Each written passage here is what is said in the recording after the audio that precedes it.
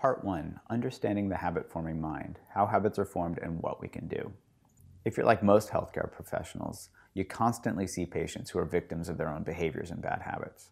You can tell them to eat healthier, or to exercise, or lose weight, or de-stress, or quit smoking, or whatever, but you know that inevitably, the majority of them will be back in your office without changing in any real way.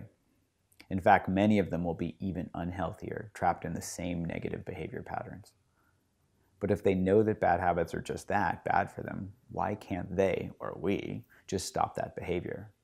What's holding them back from real change, and how can we as clinicians help them? In this seminar, using common treatment challenges that primary care providers face on a daily basis, for example, overeating, anxiety, and smoking, you'll learn the essentials of how unhealthy habits are formed, why these outcompete willpower, and how you can use this information to work with patients who are struggling to break free from unhealthy habits and solidify healthy ones. Hi, I'm DrJud Brewer. I'm the Director of Research and Innovation at the Mindfulness Center at Brown University and an Associate Professor in Behavioral and Social Sciences and Psychiatry at the medical school. For over 20 years, I've been studying why habits form and how to change them from a personal and a scientific perspective. I'm an addiction psychiatrist, a neuroscientist, and behavior change researcher.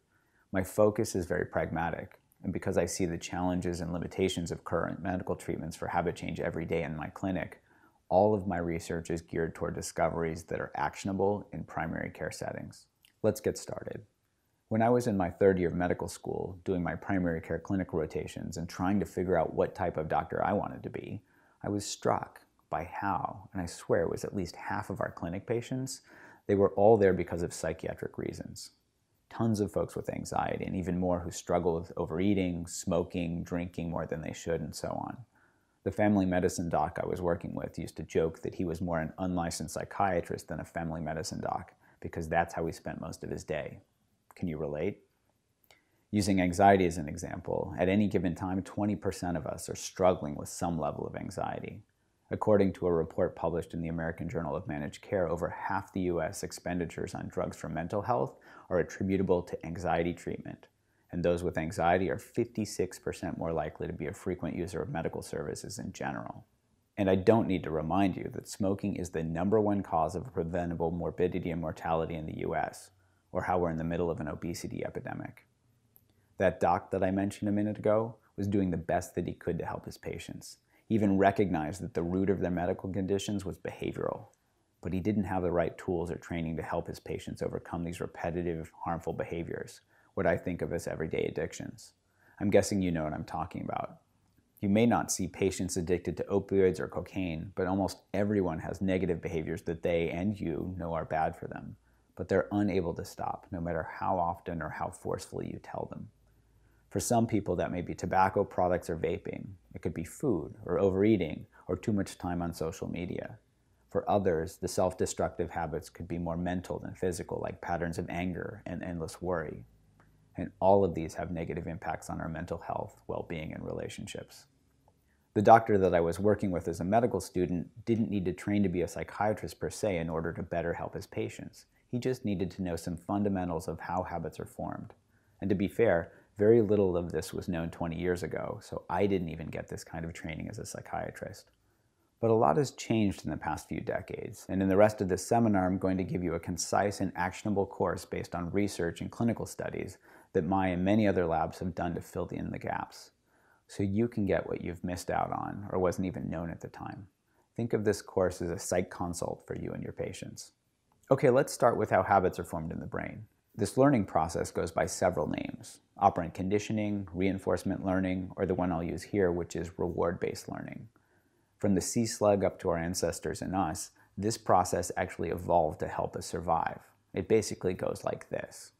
Millions of years ago, when making babies, when eating, when trying not to get eaten were our full-time jobs, our minds developed a very important survival tool. It basically goes like this. We see some food that looks good, our brain says calories, survival, and we eat the food.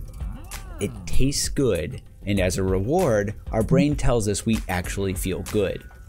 Because it feels good, our brain says, remember what you ate and exactly where you found it. This plays over and over in our minds. We get hungry, trigger, We seek out food, behavior, and we feel good, reward. Simple, right? This also works for avoiding danger. Trigger, see saber-toothed tiger. Behavior, run away. Reward, survive. And remember to tell our buddies to avoid that part of the cave.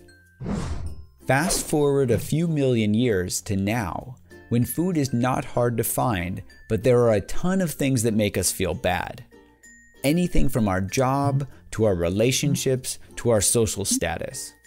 New problems, but the same brain trying to use the same program. What happens? Caveman brain says, next time you feel bad, why don't you try eating something good, so you'll feel better? We thank our brains for that great idea, try this, and quickly learn that if we eat chocolate or ice cream when we're mad or sad, we feel better. Same learning process, just a different trigger. Instead of a hunger signal coming from our stomach, this emotional signal, feeling sad, triggers that urge to eat. Later, feeling sad or stressed out triggers that urge to eat. Now with the same brain mechanisms, we've gone from learning to survive to literally killing ourselves with these habits. And it turns out our brains don't stop at eating. They use this same reward-based learning process for all sorts of things, from smoking cigarettes, to using opioids and other drugs, to even getting anxious. Obesity and smoking are among the leading preventable causes of morbidity and mortality in the world. This is our old caveman brain trying to help us survive in a new world. Here's a 1-minute Weight Watchers commercial that really nails the concept. If you're happy and you know it, eat a snack. If you're happy and you know it, eat a snack. If you're happy and you know it, then your face will surely show it. If you're happy and you know it, eat a snack. If you're sad and you know it, eat a snack. If you're sad and you know it, eat a snack. If you're sad because you're angry, feeling down, or generally bad, if you're sad, eat a snack. If you're bored and you know it, eat a snack. If you're lonely and you know it, eat a snack. If you're sleepy and you know it, if you're guilty and you know it, if you're stressed, eat a snack. If you're human and you know it, then your face will surely show it. If you're human, eat your feelings, eat a snack. They really nailed reward-based learning, didn't they? I love the line, if you're human, eat your feelings, eat a snack. Evolutionarily speaking, our poor sea slug brain more recently got a neocortex layered over it. The neocortex, and in particular the prefrontal cortex, is that new kid on the block. And it not only has to deal with the internal cravings and habitual behaviors of our old brain, it's in an arms race with the modern world. It might have been able to keep the sea slug brain in check effectively 200 years ago, but today it has to deal with not only the omnipresence and 24/7 availability of food, but commercials, billboards, and advertisements on everything from Google to social media. And if this isn't already exhausting, one of the biggest opponents that our brain is facing is food engineers. Yes, there are people who get paid to capitalize on reward-based learning to make food addictive. There was a great New York Times expose written back in 2013 entitled The Extraordinary Science of Addictive Junk Food. It's long, but worth a read. I love the cover of the article, which was a picture of a Doritos chip.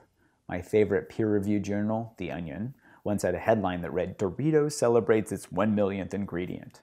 Obviously a joke, but so true. That orange chip thing that we put in our mouth is manufactured to be the perfect size, shape, smell, crunch, and taste, and even that mouthfeel to get us addicted. Here's a summary of what we've learned so far. That's the basic learning process, operant conditioning, positive and negative reinforcement. We learn to repeat things that give positive rewards and avoid things that are negatively rewarding. In a nutshell, trigger, behavior, reward. So what can we do with this knowledge of how our brains work? In modern day, we should be able to leverage our neocortex, that new and shiny prefrontal cortex that's so good at thinking, planning, and being creative. So why can't we use this to control ourselves? Remember, our old brain is set up to help us survive. But in addition to reward-based learning, it has another trick up its sleeve. It takes what it learns and moves that learning into muscle memory as quickly as possible. In other words, our brains are set up to form habits so we can free up that brain space to learn new things. For example, imagine getting up every morning and having to relearn to stand up, put on our clothes, walk, eat, talk, etc. We'd be exhausted by noon. In habit mode, we act quickly without thinking because we don't need to think in those moments. Think of this as our old brain telling our new brain, don't worry, I've got this. You don't have to spend that energy here and you can think about other things. This is how the newer parts of our brain were able to evolve the ability to think and plan. Since our old or habit brain has our back, our prefrontal cortex is freed up to think and plan for the future. This is also the part of the brain that we count on for controlling ourselves. If we see a donut, our old brain tries to impulsively pounce on it, thinking calorie survival. After all, someone else might swoop in and eat it, so we need to get to it first. Our new brain says to our old brain, hold off a minute, you just had lunch. This is not healthy and you're not even hungry. Think of it this way.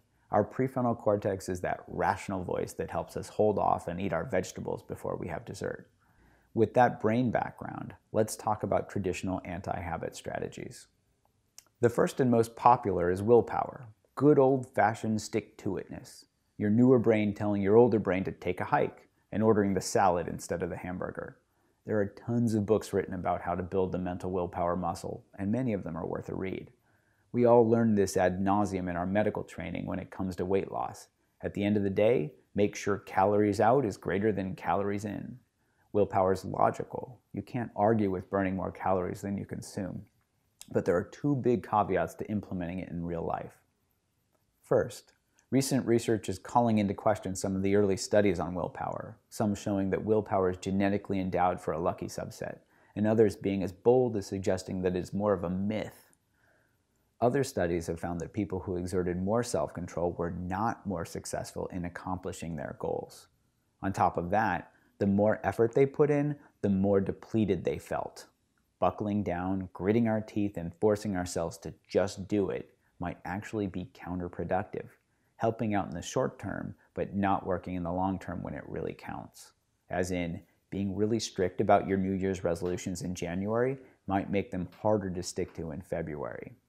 The second caveat involves the discovery that the prefrontal cortex is where the willpower magic happens, which is fine under normal conditions, but when we get stressed, our old brain takes over and overrides our newer brain, basically shutting the prefrontal cortex down until the stress is gone. Amy Arnsten at Yale has led the field in showing these effects. So exactly when we need our new brain's willpower, it's not there. And our old brain eats cupcakes until we feel better and our new brain is back online. Is it any wonder that many of us feel so guilty? So for most of us, willpower failure may be more of a matter of brain wiring and evolution than a failure on our part. So let's bring this to the clinic. Think of a recent patient of yours who struggled with overeating. You both might dance around the topic because it's a little uncomfortable and she or he is ashamed, and maybe you're not quite sure what to do.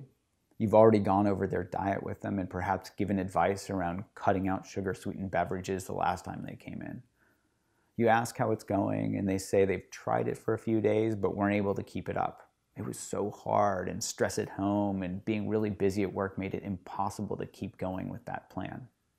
Or you'd suggested that they get more exercise and they said they tried for a few days but it was really hard. Their muscles felt sore and running wasn't their thing. Not much reward in that, is there? Anti-habit strategy number 2, substitution. This is pretty simple, but also relies on the prefrontal cortex. If you have a craving for X, do Y instead, as in substitute Y behavior for X. This has a lot of science behind it and is one of the go-to strategies that we learn in addiction psychiatry. For example, if you want to quit smoking and have a craving, eat some candy instead of lighting up a cigarette. This works for many folks, but as some of the research has shown from my lab and others, it may not uproot the craving itself, as in the habit loop stays intact, but the behavior is simply changed to something healthier. Since the habit loop is still there, this also makes it more likely that you fall back into that old habit at some point in the future. Anti-habit strategy number 3, avoidance or priming your environment. Yes, new brain here too. Basically, this means if you're tempted by ice cream, don't keep ice cream in the freezer.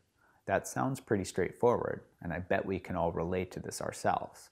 Indeed, several labs have specifically studied this and have found that people who have good self-control tend to structure their lives in a way that they don't need to make self-control decisions in the first place. What helps this? Routine or habit. Getting in the habit of exercising every morning or buying healthy food at the grocery store makes it more routine to stay fit and to cook nutritiously.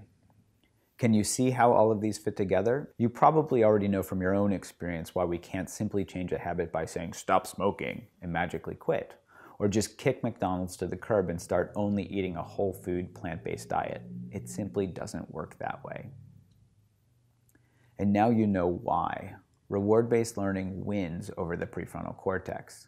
It's like going to the casino. Rule number 1, don't bet against the house. The house might let you win sometimes, but in the end, the house always wins. If this sounds a little bleak, don't worry. In the next seminar, we'll explore how you can leverage the brain's learning capacity for habit change, bringing old and new brain systems more in sync. You'll even get to see how Anderson Cooper from 60 Minutes used these new strategies to change his brain on camera. So let's sum it up. 1, our brains are set up to get hooked. It's not our fault, they're just trying to help us survive. 2, old brain acts on impulse, reward-based learning. Trigger, behavior, reward, repeat. This is how habits are set up so that we react on autopilot. 3, modern world, designed to addict. Food, phones, email, shopping, dating apps, you name it. All of these are engineered to trigger dopamine release in our brains. We get addicted to everyday things. 4, new brain, rational, logical decision maker, self-control and willpower. It's too inexperienced and weak to compete with the old brain. 5, current habit change strategies rely on this new brain. They often fail because the prefrontal cortex goes offline when it's needed most, due to stress, hunger, tiredness, and so on. And some clinic tips.